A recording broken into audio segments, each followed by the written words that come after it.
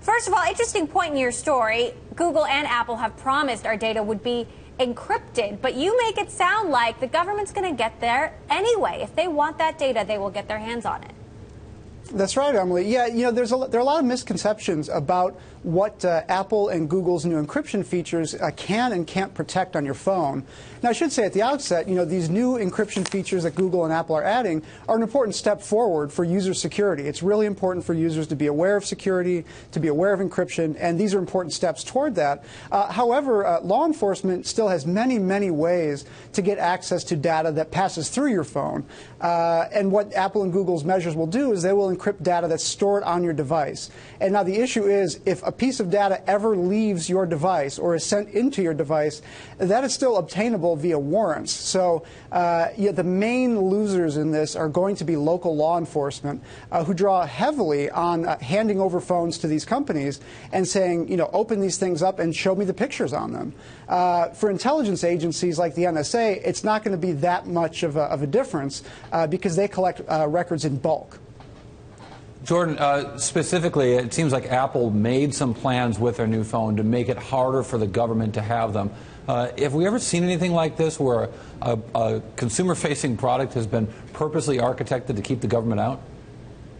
Well, it's a good question. I mean, we've seen, with earlier encryption technologies, there have been attempts to secure data, from the government, but we haven't seen anything like this. There's clearly a new paradigm at work here with the Snowden revelations, and Apple is taking, a really powerful step in saying we're going to encrypt all of the data on your devices.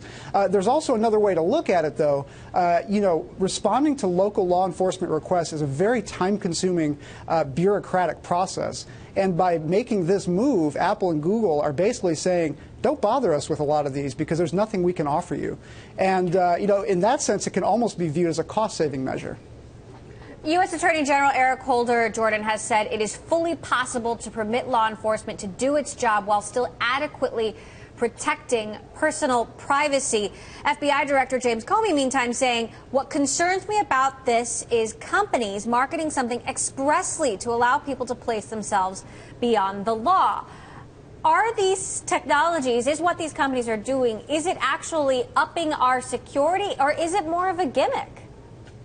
Well, that's a good question. It's a good question as well. I think it's a little bit of both. What this will really affect, as we've been reporting it, what we narrowed in on was what this will really affect are photos. And for local law enforcement, photos are central to their investigations. They'll see pictures of people doing bad things, and they can form the basis of their prosecutions based on that. So in that sense, it does make it harder for local police to covertly look at phones. If you serve a warrant on somebody and demand their passcode, they're going to delete a bunch of data, and even if they give you the code, it's useless. So in that sense, it is making it harder for law enforcement to do their jobs. However, many, many of the other data points that law enforcement and intelligence agencies would be interested in are still very easily accessible in the same way that they were before, which is you go to AT&T or Verizon and you demand my call logs or my text message history or contact lists that I've updated to the cloud.